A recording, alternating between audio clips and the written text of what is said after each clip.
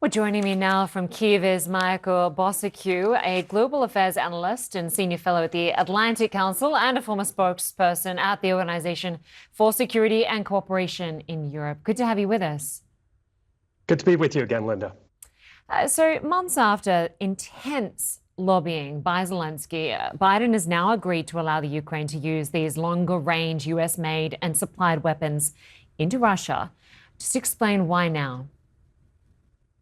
Well, why now? Because I think the Biden administration is trying to future-proof or Trump-proof Ukraine aid. And I think he's also trying to help solidify his somewhat tattered foreign affairs legacy.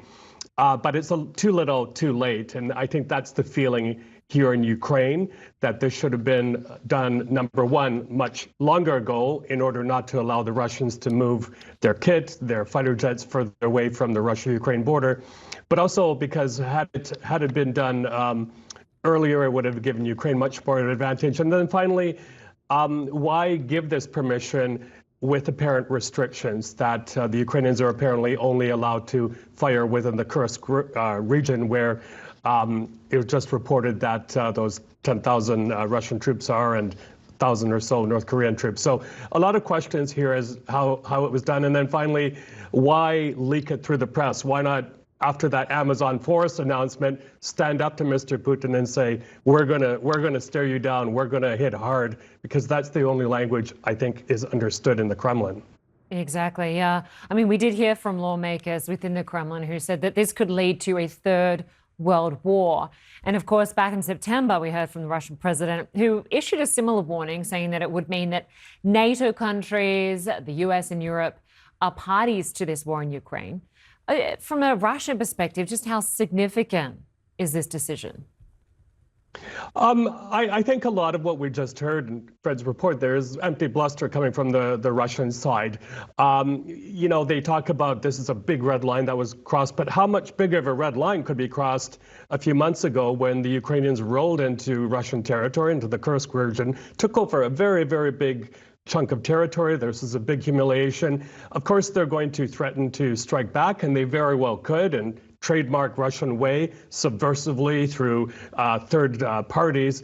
But I think that we found out through that Kursk incursion how hollowed out the Russian Defense Ministry is, how much indecision there is in the Kremlin, and how weakened it's become after 1,000 days of war, Linda, which is today. Yeah, exactly. And of course, I mean, we did hear from the foreign minister of Ukraine today about this decision. I just want to play some of that sound. The longer Ukraine can strike, the shorter the war will be.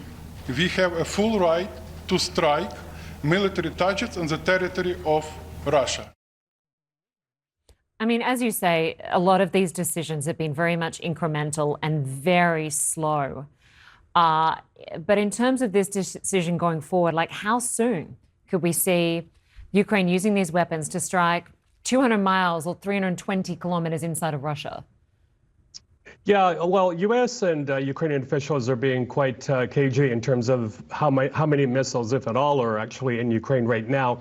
But sure, they have a heck of a payload capacity, as you say, 300 plus kilometer range. And that, by the way, puts Russia's southern military district headquarters within range, as well as Mr. Putin's pet project, that Kerch Strait Bridge, which is a very, very enticing military target for the Ukrainians. That's a very important conduit between mainland Russia and Crimea for the transfer of military equipment. So let's hope they do get the stocks, because worldwide these stocks are very low. But I think they can't wait to get their hands on them. Yeah, exactly. It can't come soon enough. Bociurkiw, as always, great to have you on the program. Thank you. My pleasure. Thank you. We're here in the